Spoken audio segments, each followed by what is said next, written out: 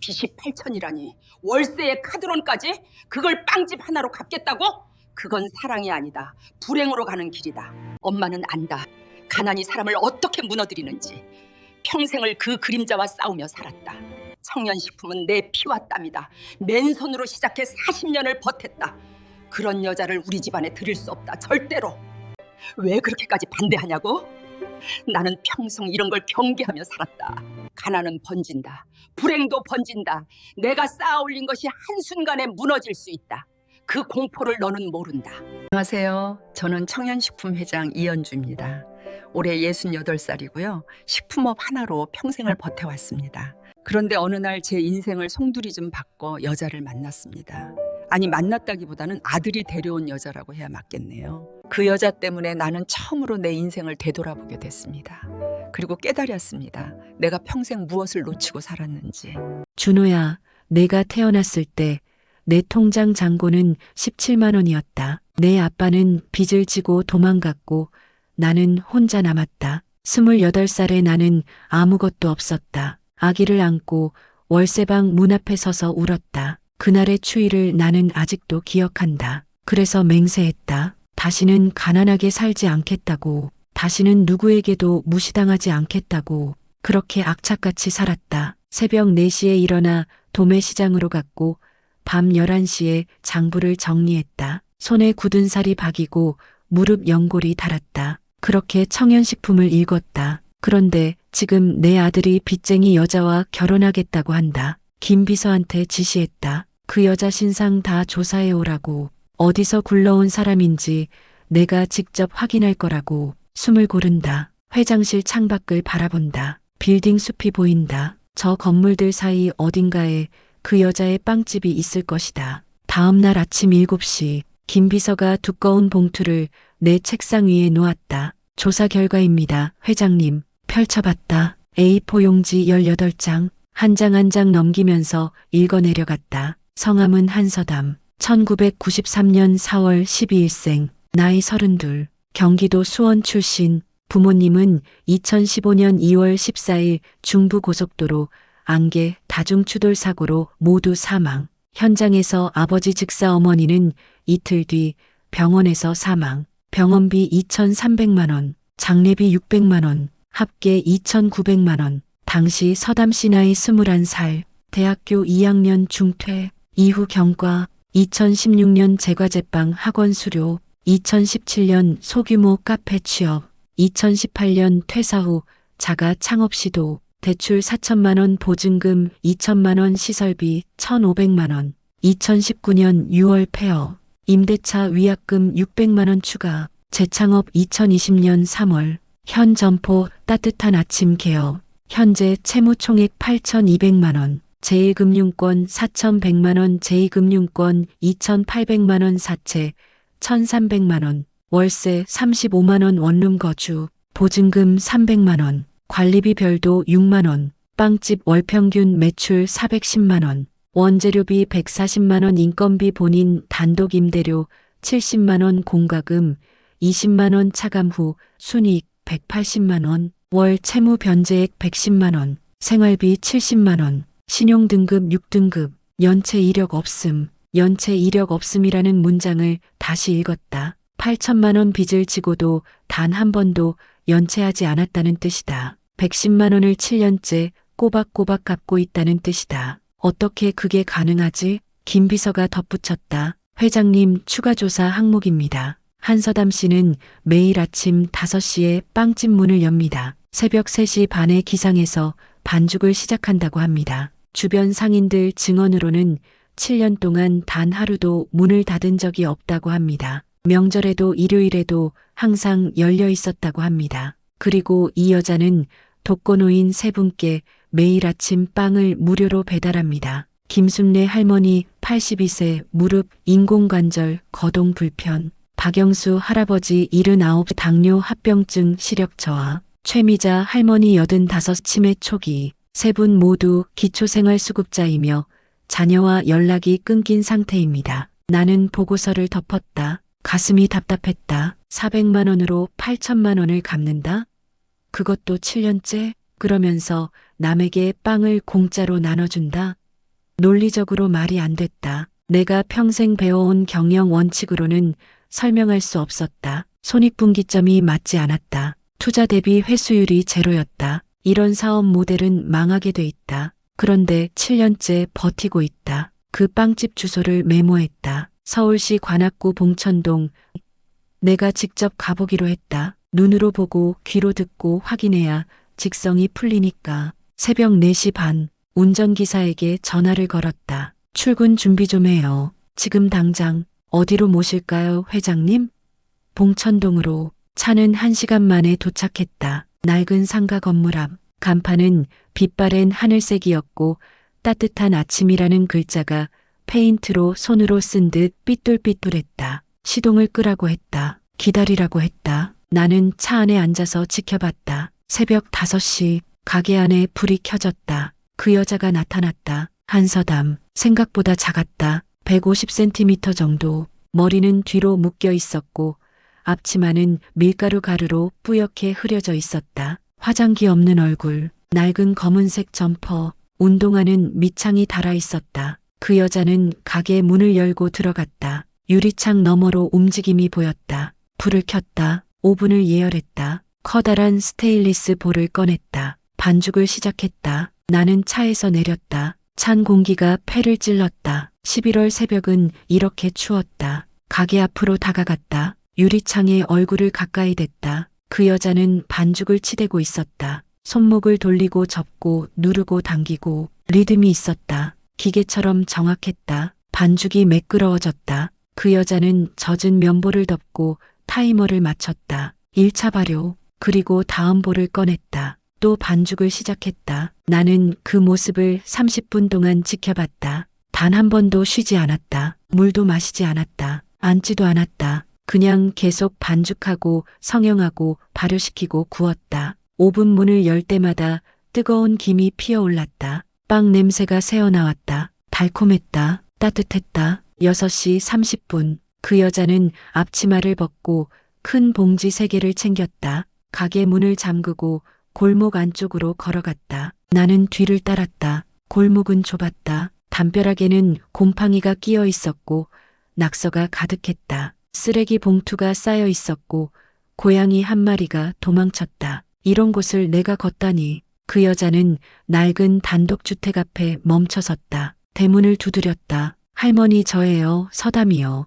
안에서 기침 소리가 들렸다. 문이 삐걱거리며 열렸다. 구부정한 할머니가 나왔다. 김순례 할머니. 82세. 무릎 인공관절. 또 왔니? 미안해서 어떡하니. 그 여자는 웃으며 봉지를 건넸다. 오늘 갓 구운 단팥빵이에요.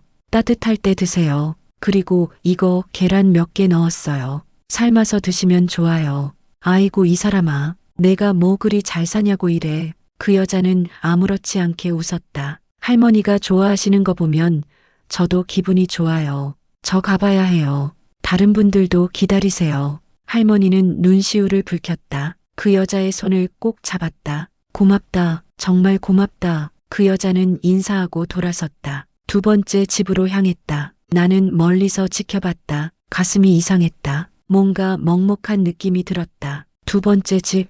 박영수 할아버지. 79.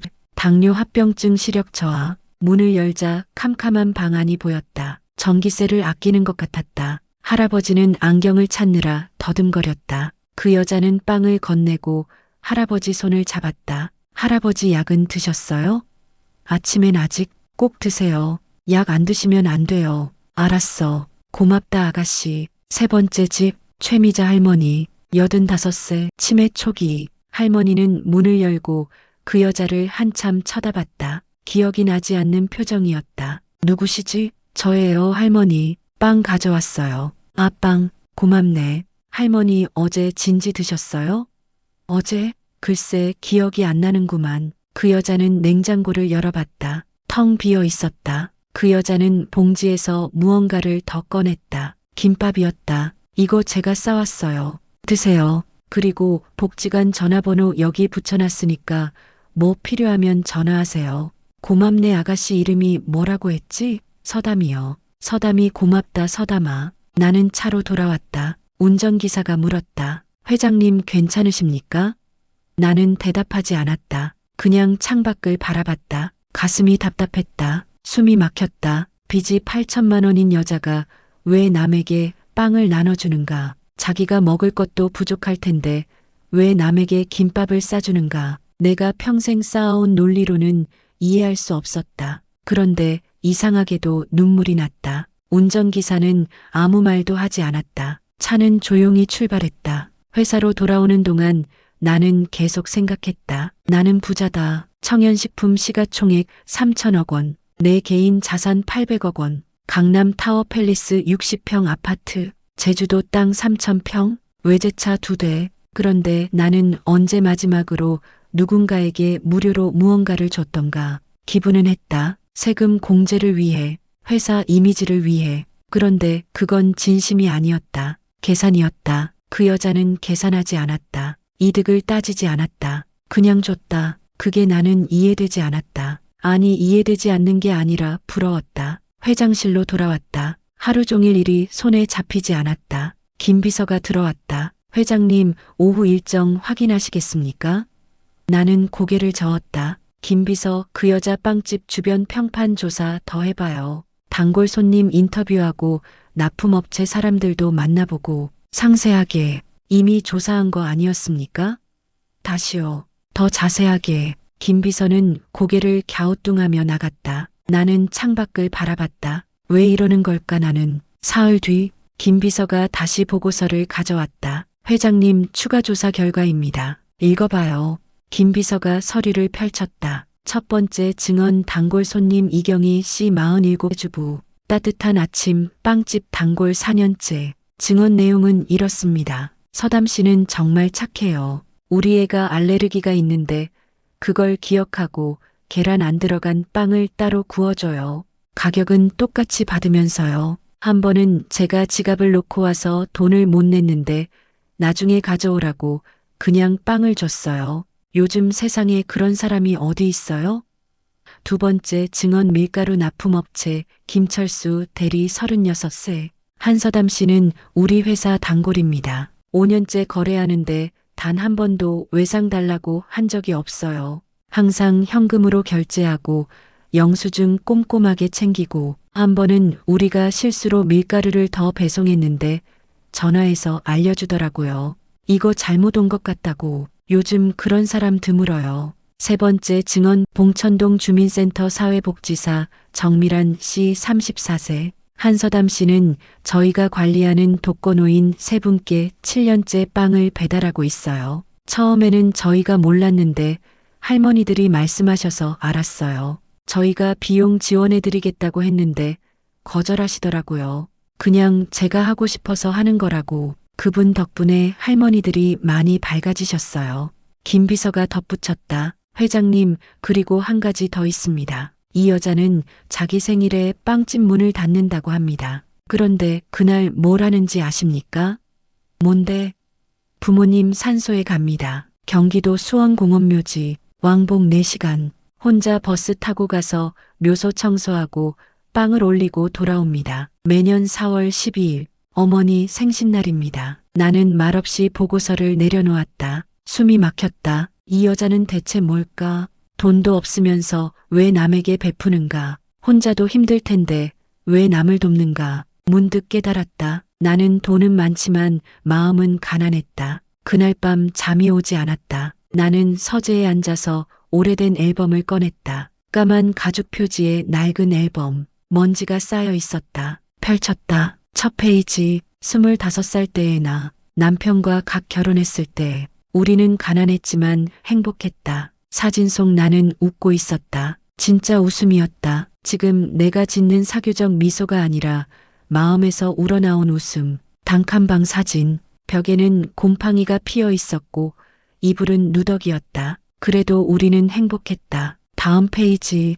준호가 태어났을 때 병원 침대에 누워서 아기를 안고 있는 나. 피곤한 얼굴이었지만 눈은 빛나고 있었다. 남편은 옆에서 웃고 있었다. 그때는 몰랐다. 3년 뒤 그 사람이 사라질 줄. 다음 페이지들을 넘겼다. 준호 돌잔치, 싸구려 호텔 연회장. 하객은 20명도 안 됐다. 돌상은 초라했지만 준호는 웃고 있었다. 준호 5살, 유치원 입학식. 나는 낡은 정장을 입고 있었다. 그 정장은 결혼식 때 입었던 옷이었다. 다른 옷이 없었다. 준호 7살, 감기에 걸렸을 때 병원비가 없어서 약국에서 약만 샀다. 준호는 사흘 동안 앓았다. 나는 밤새 간호했다. 그리고 그날이 왔다. 2003년 5월 14일, 남편이 돌아오지 않은 날, 전화도 안 받았다. 회사에 전화했더니 이미 퇴사했다고 했다. 집에 빚쟁이들이 찾아왔다. 6천만 원. 나는 그날 무너졌다. 준호를 안고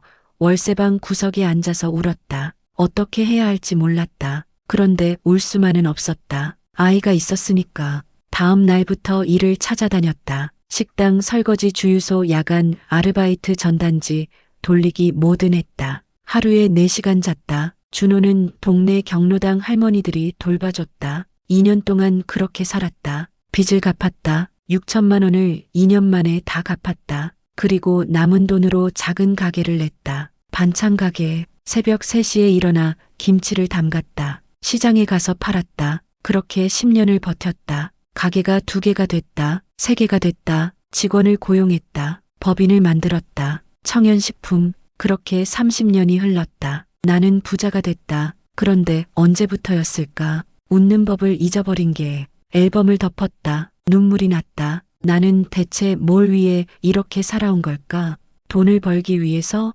성공하기 위해서? 그런데 나는 지금 행복한가? 아니다. 나는 외롭다. 다음 날 저녁, 나는 다시 그 빵집 앞에 섰다. 이번에는 안으로 들어가기로 했다. 문을 열었다. 종소리가 경쾌하게 울렸다. 가게 안은 아늑했다. 따뜻했다. 빵 냄새가 가득했다. 작은 테이블 2개가 놓여 있었고 벽에는 손님들이 쓴 포스트잇이 붙어 있었다. 오늘도 맛있어요. 감사합니다. 서담 씨 화이팅. 세상에서 제일 맛있는 빵집 한서담이 카운터에서 나를 봤다. 놀란 표정이었다. 그리고 곧 알아봤다. 어서 오세요, 어머님. 그 여자는 나를 알아봤다. 준호에게 사진을 봤을 것이다. 나는 어색하게 고개를 끄덕였다. 앉아도 되나요? 네, 여기 앉으세요. 나는 작은 테이블에 앉았다. 의자는 흔들렸다. 다리가 짧았다. 그 여자는 잠시 뒤 따뜻한 빵과 커피를 가져왔다. 오늘 구운 크림빵이에요. 준호 씨가 제일 좋아하는 빵이에요. 나는 빵을 한 입 베어 물었다. 부드러웠다. 크림은 달지 않았고 빵은 촉촉했다. 각 구운 온기가 느껴졌다. 맛있네요. 진심이었다. 그 여자는 수줍게 웃었다. 감사합니다. 우리는 한동안 말없이 앉아 있었다. 어색한 침묵이 흘렀다. 가게 안식의 초침 소리가 들렸다. 내가 먼저 입을 열었다. 준호 엄마로서 물어보고 싶은 게 있어요. 네, 말씀하세요. 당신은 왜 준호를 좋아하게 됐나요? 그 여자는 잠시 생각하더니 조용히 말했다. 준호 씨는 제가 힘들 때 제 말을 들어줬어요. 제가 빚쟁이고 가난하고 볼품 없어도 한 번도 무시하지 않았어요. 그냥 저를 사람으로 봐줬어요. 목소리가 떨렸다. 세상 사람들은 저를 보면 불쌍하다고 하거나 무시하거나 이용하려고 했어요. 채권자들은 돈만 달라고 했고 친구들은 연락을 끊었어요. 친척들도 멀리했어요.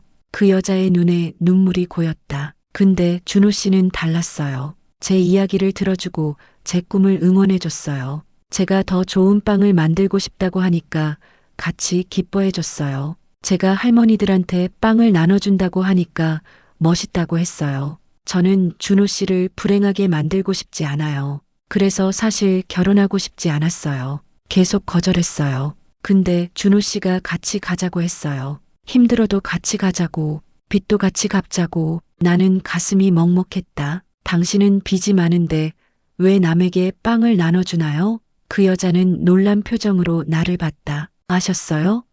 조사했어요. 당신이 독거노인들에게 매일 빵을 배달한다는 것도 7년째라는 것도. 그 여자는 고개를 숙였다. 손가락으로 테이블을 만지작거렸다. 그분들은 저보다 더 외로워요. 돈이 없어서가 아니라 아무도 찾아오지 않아서 외로운 거예요. 자식들도 안 오고 친구들도 다 돌아가시고. 김순례 할머니는 3년 동안 자식 얼굴을 못 봤어요. 전화해도 안 받는데요. 박영수 할아버지는 혼자 사셔서 밥도 제대로 안 드세요.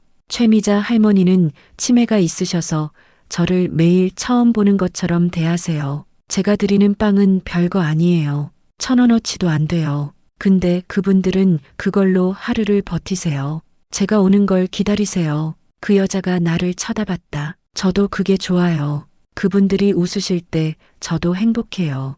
빚 갚는 것보다 그게 더 중요해요. 나는 말문이 막혔다. 이 여자는 진짜였다. 계산하지 않았다. 이득을 바라지도 않았다. 투자 대비 회수를 따지지도 않았다. 그냥 진심으로 누군가를 위했다. 나는 평생 그런 사람을 본 적이 없었다. 아니, 한 명 있었다. 젊었을 때의 나. 서담 씨. 네, 당신 부모님 언제 돌아가셨어요? 10년 전이요. 제가 21살 때 많이 힘들었겠네요. 그 여자는 고개를 끄덕였다. 눈물을 참으려는 게 보였다. 처음 1년은 정말 힘들었어요. 매일 울었어요. 왜 저만 남겨두고 가셨나 싶었어요. 빚은 많고 돈은 없고 아는 사람도 없고, 그런데 어느 날 깨달았어요. 울고만 있으면 안 되겠다고. 부모님이 살아계셨으면 뭐라고 하셨을까 생각했어요. 아마 이렇게 말씀하셨을 것 같아요. 서담아, 울지 마. 넌 할 수 있어. 엄마 아빠가 하늘에서 응원할게. 그래서 일어났어요. 빵을 배우기 시작했어요. 부모님이 생전에 빵을 좋아하셨거든요. 특히 엄마가 단팥빵을 좋아하셨어요. 그래서 저는 매일 단팥빵을 구워요. 엄마 생각하면서. 그리고 할머니들한테 나눠드려요. 엄마가 좋아하셨을 것 같아서요. 나는 더 이상 참을 수 없었다. 눈물이 흘렀다. 그 여자가 놀라서 티슈를 건넸다. 어머님 괜찮으세요? 나는 고개를 저었다. 괜찮아요. 그냥 당신 이야기를 듣다 보니 옛날 생각이 나서. 나도 당신 나이 때 비슷했어요. 빚도 많았고 혼자 아이를 키웠고 힘들었어요. 그런데 나는 당신처럼 살지 못했어요. 나는 남을 도울 여유가 없었어요. 아니, 여유가 없다고 생각했어요. 그래서 나만 챙겼어요. 내 아들만 챙겼어요. 그렇게 30년을 살았더니 부자가 됐어요. 근데 외로워요. 당신은 가난하지만 외롭지 않겠네요. 그 여자는 웃었다. 외롭긴 해요. 그래도 할머니들이 계셔서 덜 외로워요. 준호 씨도 있고요. 나는 그 여자의 손을 잡았다. 서담 씨, 미안해요. 그동안 당신을 편견으로 봤어요. 숫자로만 판단했어요.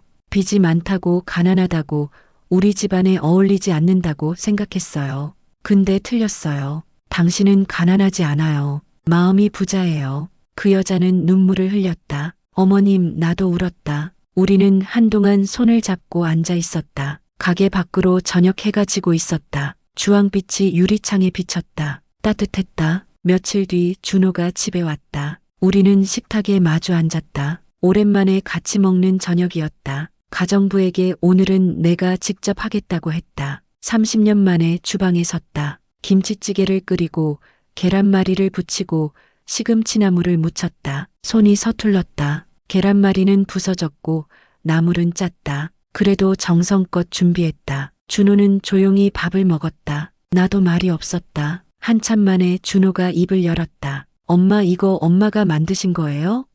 응, 맛있어요. 진심으로 하는 말 같았다. 나는 미소 지었다. 준호야. 네, 엄마가 서담 씨 만났어. 준호가 숟가락을 놓았다. 언제요? 며칠 전에 빵집에 갔었어. 그래서요?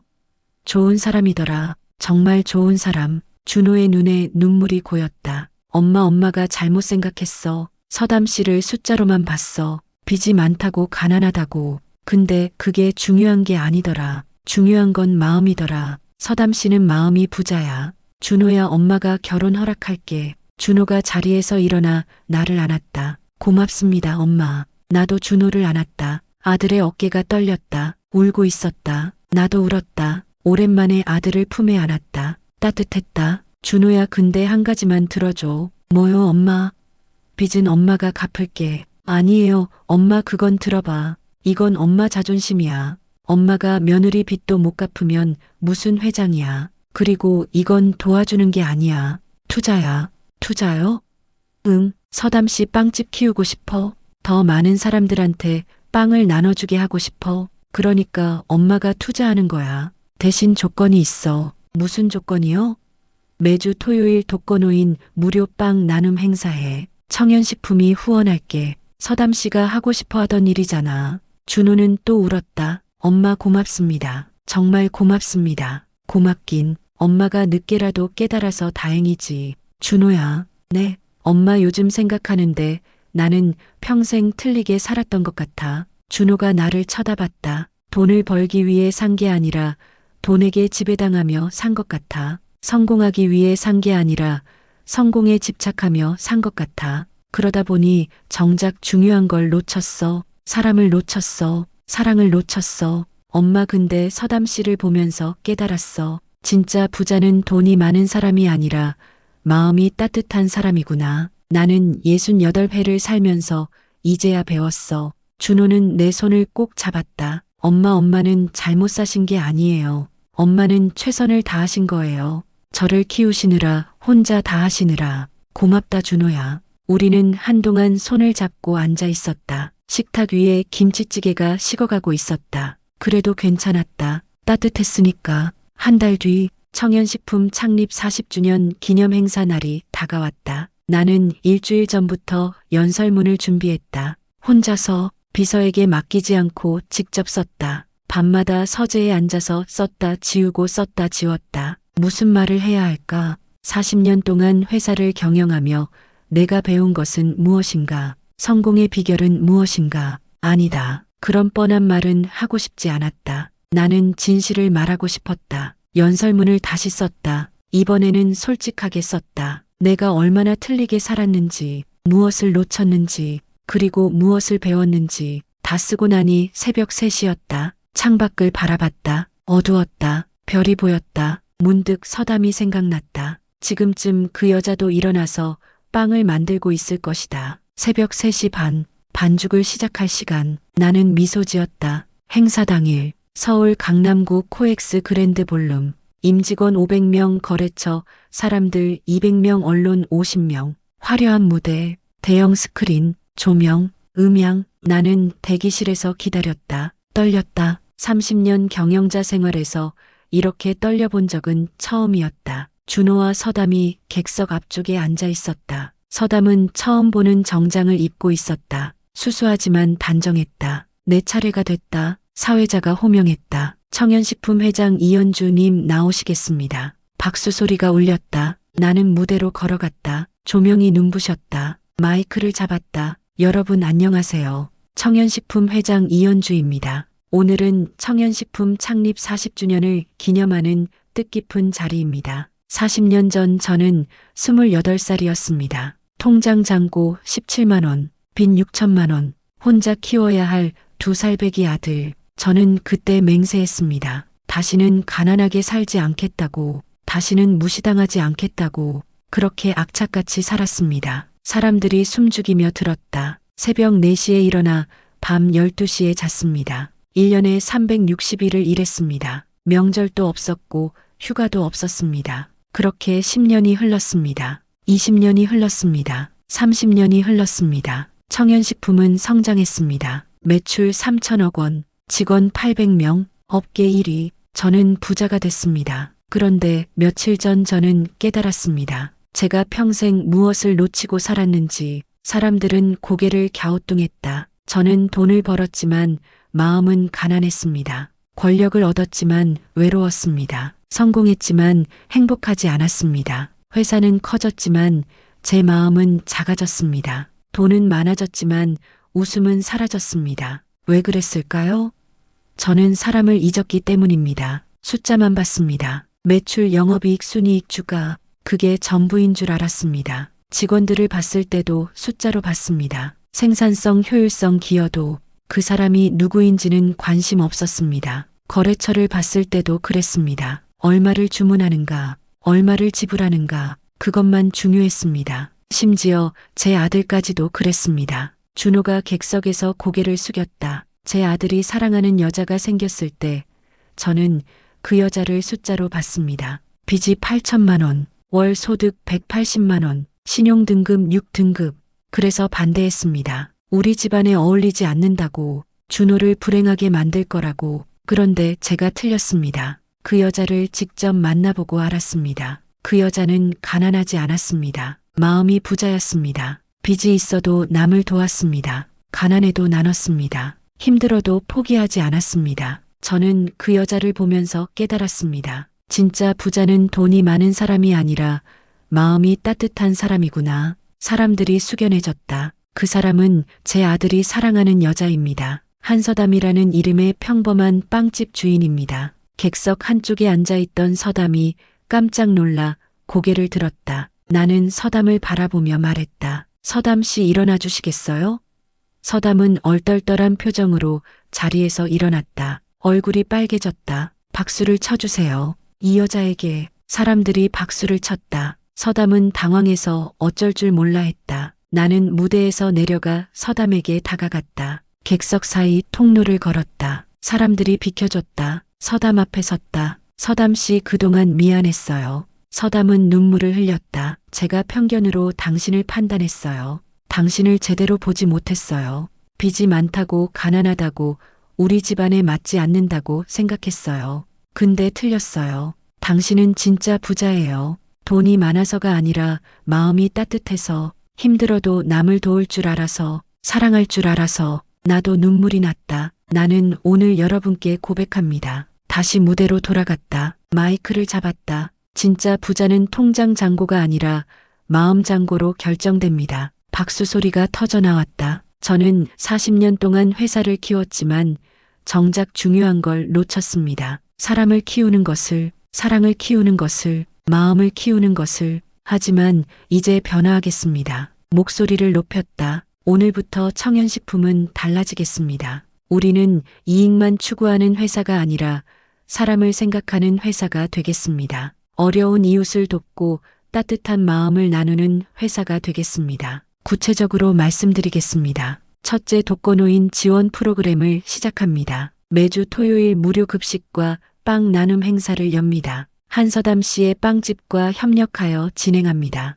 둘째, 결식아동 급식 지원을 확대합니다. 현재 100명에서 1000명으로 늘립니다. 셋째, 장애인 일자리 창출 프로그램을 만듭니다. 내년까지 100명을 고용하겠습니다. 넷째, 직원 복지를 개선합니다. 육아휴직 기간을 늘리고 탄력 근무제를 도입합니다. 이사들이 웅성거렸다. 예산이 얼마나 드는지 계산하는 표정들이었다. 나는 계속 말했다. 어떤 분들은 묻습니다. 그러다 이익이 줄어들면 어떡하냐고. 제 대답은 이렇습니다. 이익이 줄어도 괜찮습니다. 우리가 진짜 부자가 되면 됩니다. 돈으로 쌓은 건 금방 무너지지만 사람으로 쌓은 건 평생 남습니다. 마음으로 쌓은 건 영원히 남습니다. 박수 소리가 커졌다. 그리고 오늘 저는 여러분께 한 가지 더 발표하겠습니다. 사람들이 숨죽였다. 제 아들 준호와 한서담 씨의 결혼을 공식적으로 허락합니다. 아니, 허락이 아니라 축복합니다. 준호가 자리에서 일어났다. 서담을 끌어안았다. 둘 다 울고 있었다. 사람들이 환호하며 박수를 쳤다. 일어서서 박수를 쳤다. 박수 소리가 장내를 가득 채웠다. 나는 무대에서 그 광경을 지켜봤다. 눈물이 흘렀다. 행복한 눈물이었다. 여러분 진짜 부자가 됩시다. 돈으로 쌓은 건 금방 무너지지만 사람으로 쌓은 건 평생 남습니다. 마음으로 쌓은 건 영원히 남습니다. 그 말을 끝으로 나는 고개를 숙여 인사했다. 박수 소리는 한참 동안 멈추지 않았다. 행사가 끝나고 나는 서담과 준호를 조용한 곳으로 불렀다. 회사 옥상 정원, 도심의 야경이 보였다. 밤하늘에 별이 반짝였다. 서담 씨, 내 어머님, 빚 걱정하지 마요. 내가 도와줄게요. 아니, 도와준다기보다는 투자하는 거예요. 서담은 고개를 저었다. 어머님 괜찮아요. 저희가 천천히 갚을게요. 아니에요. 내 말 들어봐요. 나는 서담의 손을 잡았다. 당신 빵집 키워보고 싶지 않아요? 더 많은 사람들에게 따뜻한 빵을 나눠주고 싶지 않아요? 서담의 눈이 반짝였다. 그건 제 꿈이었어요. 근데 지금은 빚 때문에 빚은 내가 해결할게요. 내일 당장 8,200만 원 전액 변제하겠습니다. 대신 조건이 있어요. 서담이 긴장한 표정으로 물었다. 무슨 조건이요? 매주 토요일 독거노인 무료 빵 나눔 행사를 해요. 청년식품이 비용 전액 후원할게요. 당신이 직접 운영하는 거예요. 그리고 빵집을 3곳으로 늘려요. 봉천동 본점 그리고 성북동과 은평구에 지점을 내요. 각 지점마다 지역 독거노인들을 지원하는 거예요. 당신이 하고 싶어 하던 일이잖아요. 서담은 눈물을 흘렸다. 정말요? 정말 그래도 돼요? 당연하죠. 당신은 그럴 자격이 있어요. 준호가 나를 안아줬다. 엄마 고맙습니다. 정말 고맙습니다. 나도 준호를 안아줬다. 고맙긴. 엄마가 늦게라도 깨달아서 다행이지. 우리는 셋이 함께 서서 야경을 바라봤다. 바람이 불었다. 차가운 11월 바람이었지만 이상하게 따뜻하게 느껴졌다. 서담이 조용히 말했다. 어머님, 저 어머님한테 편지 쓰고 싶어요. 편지? 네. 제 마음을 제대로 전하고 싶어요. 말로는 부족한 것 같아서요. 나는 미소 지었다. 그래요. 기다릴게요. 일주일 뒤 서담에게서 편지가 왔다. 흰 봉투, 손으로 쓴 주소, 우표가 삐뚤게 붙어 있었다. 나는 회장실에 앉아서 편지를 펼쳤다. 어머님께, 어머님을 처음 만났을 때가 기억나요. 저는 너무 무서웠어요. 준호 씨가 어머님 사진을 보여줬을 때 정말 떨렸어요. 이렇게 멋진 분이 제 시어머니가 되신다니 저 같은 사람을 받아주실까? 빵집에 어머님이 오셨을 때 심장이 터질 것 같았어요. 손이 떨려서 커피를 제대로 내리지도 못했어요. 근데 어머님은 제 빵을 드시고 맛있다고 하셨어요. 진심으로요. 그 순간 저는 울고 싶었어요. 누군가 제 빵을 진심으로 인정해 주는 게 얼마나 오랜만인지 몰라요. 어머님은 변하셨어요. 아니, 원래 따뜻한 분이셨는데 제가 그걸 꺼내드린 거겠죠. 어머님도 옛날에 힘드셨다는 얘기 들었어요. 혼자 준호 씨를 키우시고 빚을 갚으시고 회사를 일으키시고 정말 대단하세요. 저는 8천만 원도 못 갚고 있는데 어머님은 그보다 훨씬 큰 어려움을 이겨내셨잖아요. 어머님은 제 롤모델이에요. 어머님 덕분에 저는 꿈을 이뤘어요. 빵집을 3곳으로 늘리고 더 많은 어르신들을 도울 수 있게 됐어요. 어제 성북동 지점 오픈했어요. 동네 할머니, 할아버지들이 오셔서 축하해 주셨어요. 다들 빵 맛있다고 하시면서 우셨어요. 저도 울었어요. 행복해서요. 이 모든 게 어머님 덕분이에요. 준호 씨도 정말 행복해해요. 어머님이 변하신 걸 보면서 매일 기뻐해요. 엄마가 웃으신다고 신기해해요. 어머님 사랑합니다. 저도 어머님처럼 진짜 부자가 되고 싶어요. 따뜻한 마음을 가진 부자요. 사랑하는 며느리 서담 올림. 편지를 읽으며 나는 울었다. 책상 위에 편지를 내려놓고 한참을 울었다. 행복한 눈물이었다. 창밖을 바라봤다. 햇살이 들어왔다. 따뜻했다. 석 달이 흘렀다. 준호와 서담의 결혼식 날. 소박한 결혼식이었다. 서울 성북동 작은 예식장. 하객은 100명 정도. 빵집 단골 손님들, 독거노인 어르신들, 청년식품 임직원들, 동네 상인들. 화려하지 않았지만 따뜻했다. 나는 주례를 섰다. 신랑 신부가 입장했다. 준호는 긴장한 표정이었고 서담은 웃고 있었다. 둘은 서로를 바라보며 단상에 올랐다. 나는 마이크를 잡았다. 여러분, 오늘 이 자리에 서게 돼서 영광입니다. 솔직히 고백하자면 저는 이 결혼을 처음에는 반대했습니다. 사람들이 웃었다. 며느리가 가난하다고, 빚이 많다고,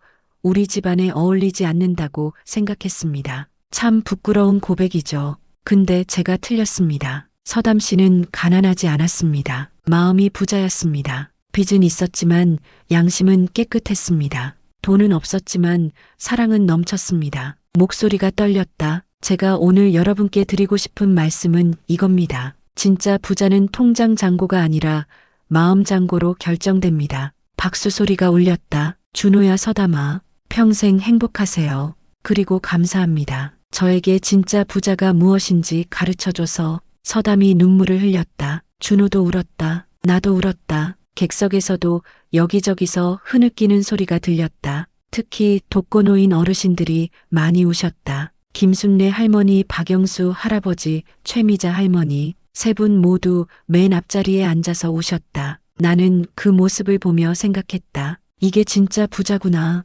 돈으로 살 수 없는 것들이 진짜 값진 것들이구나. 6개월이 흘렀다. 많은 것이 변했다. 서담의 빵집 따뜻한 아침은 3개 지점으로 늘었다. 봉천동 본점, 성북동 지점, 은평구 지점. 매주 토요일마다 독거노인 무료 빵 나눔 행사가 열렸다. 첫 달 참여 인원 47명, 둘째 달 112명, 셋째 달 235명, 지금은 380명, 재방문율 93%, 감사 편지 623통. 나도 가끔 그 행사에 참여했다. 앞치마를 두르고 빵을 나눠드리며 어르신들과 이야기를 나눴다. 처음에는 어색했다. 나 같은 사람이 이런 일을 해도 되나 싶었다. 근데 어르신들이 웃으며 고맙다고 할 때마다 가슴이 따뜻해졌다. 지난주 토요일 한 할머니가 내 손을 잡고 말씀하셨다. 아가씨 고맙네.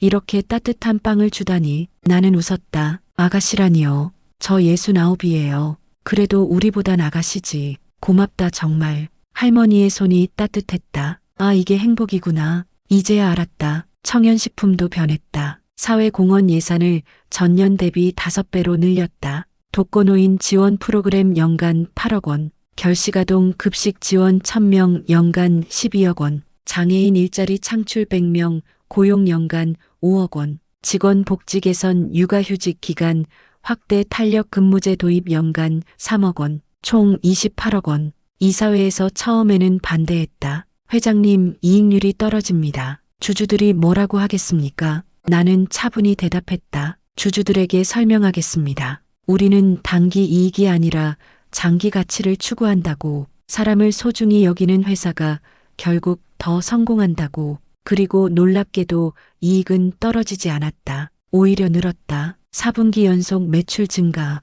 영업이익률 전년 대비 2% 상승. 왜일까? 직원들이 행복해졌기 때문이다. 고객들이 우리를 더 좋아하게 됐기 때문이다. 따뜻한 회사, 착한 회사, 사람을 생각하는 회사, 그런 평판이 쌓였다. 브랜드 가치가 올랐다. 나는 깨달았다. 선한 영향력이 결국 돌아온다는 것을. 지난달 경제지에서 인터뷰 요청이 왔다. 변화한 경영 철학에 대해 듣고 싶다고. 나는 인터뷰에서 솔직하게 말했다. 저는 40년 동안 틀리게 살았습니다. 돈만 쫓았습니다. 숫자만 봤습니다. 사람을 잊었습니다. 하지만 이제 압니다. 진짜 부자는 통장 잔고가 아니라 마음 잔고로 결정된다는 것을. 돈으로 쌓은 건 금방 무너지지만 사람으로 쌓은 건 평생 남습니다. 그 인터뷰는 화제가 됐다. 많은 경영자들이 연락을 해왔다. 어떻게 변화했냐고 조언을 구했다. 나는 이렇게 대답했다. 먼저 자신을 돌아보세요.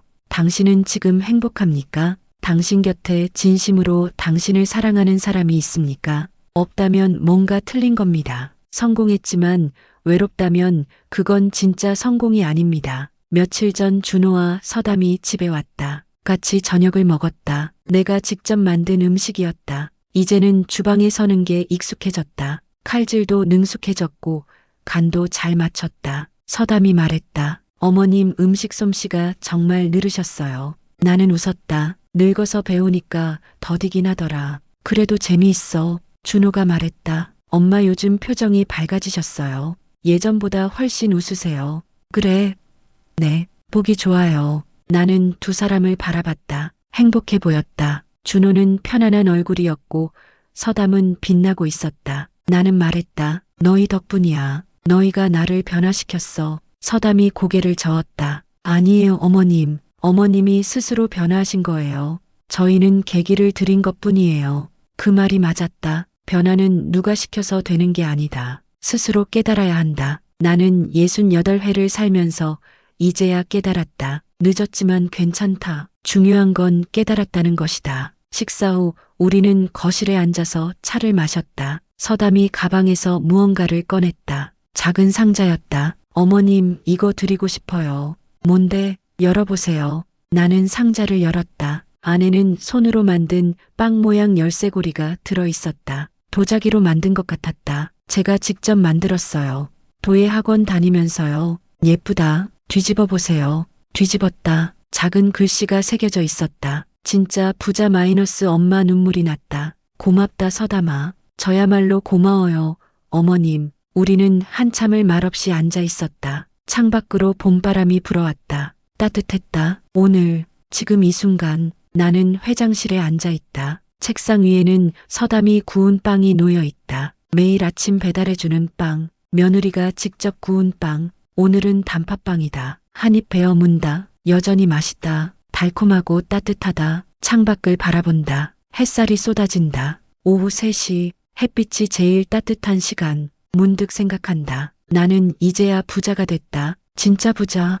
69회를 살면서 이제야 깨달았다. 돈으로 쌓은 건 금방 무너지지만 사람으로 쌓은 건 평생 남는다는 것을, 마음으로 쌓은 건 영원히 남는다는 것을. 나는 웃는다. 행복하다. 평생을 살면서 이제야 행복하다. 늦었지만 괜찮다. 늦어도 괜찮다. 중요한 건 깨달았다는 것이다. 중요한 건 변했다는 것이다. 중요한 건 사랑한다는 것이다. 전화가 울린다. 준호다. 여보세요? 엄마 저녁에 시간 되세요? 서담이 새로운 빵을 만들었는데 어머니 드리고 싶대요. 그래 갈게. 몇 시에?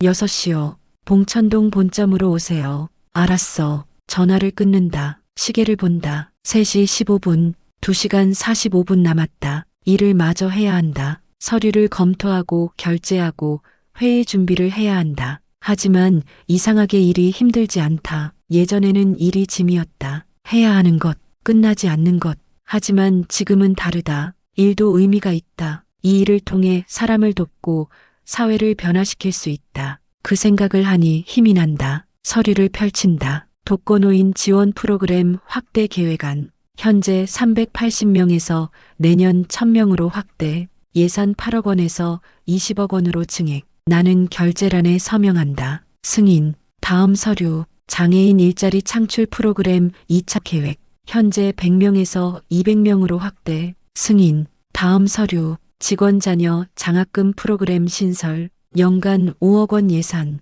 직원 자녀 100명에게 1인당 500만 원 지원. 승인. 서류를 덮는다. 기분이 좋다. 돈을 쓰는데도 기분이 좋다. 예전에는 돈을 쓸 때마다 아까웠다. 손실이라고 생각했다. 하지만 지금은 안다. 이건 손실이 아니라 투자다. 사람에 대한 투자, 미래에 대한 투자, 그리고 이 투자는 반드시 돌아온다. 시계를 다시 본다. 4시, 1시간 반 남았다. 창밖을 바라본다. 서울 하늘이 파랗다. 구름이 흘러간다. 저 하늘 아래 어딘가에서 서담이 빵을 굽고 있을 것이다. 준호가 일을 하고 있을 것이다. 김순례 할머니, 박영수 할아버지, 최미자 할머니가 따뜻한 방에서 빵을 드시고 있을 것이다. 그 생각을 하니 마음이 따뜻해진다. 여러분께 묻고 싶습니다. 당신은 부자입니까?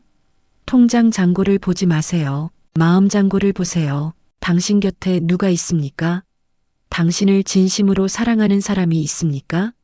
당신은 누군가를 진심으로 사랑하고 있습니까? 그렇다면 당신은 부자입니다. 돈은 많아도 외로우면 가난한 것이고 돈은 없어도 사랑받으면 부자인 것입니다. 나는 69회를 살면서 이제야 배웠습니다. 늦었지만 감사합니다. 서담 씨 고맙습니다. 준호야 고맙습니다. 그리고 이 이야기를 듣고 계신 여러분께도 감사합니다. 부디 진짜 부자가 되시길 바랍니다. 마음이 따뜻한 부자, 사랑을 나누는 부자, 그게 진짜 부자입니다. 돈으로 쌓은 건 금방 무너지지만 사람으로 쌓은 건 평생 남습니다. 마음으로 쌓은 건 영원히 남습니다. 저는 청년식품 회장 이연주입니다. 올해 69살이고요. 이제야 행복합니다. 진짜 부자가 됐습니다. 여러분도 그렇게 되시길 바랍니다. 5시 30분 서류를 정리한다. 가방을 챙긴다. 봉천동으로 가야 한다. 며느리가 만든 새로운 빵을 먹으러 문을 나서며 미소 짓는다. 햇살이 따뜻하다. 바람이 분다. 따뜻한 봄바람이다. 오늘 이야기가 마음에 닿았다면 좋아요와 구독으로 함께 해주세요. 당신의 따뜻한 한마디가 또 다른 누군가의 용기가 됩니다. 그리고 댓글로 남겨주세요. 오늘 이야기 공감되셨다면 공감합니다. 한마디만 남겨주세요. 여러분의 이야기를 기다리겠습니다. 감사합니다.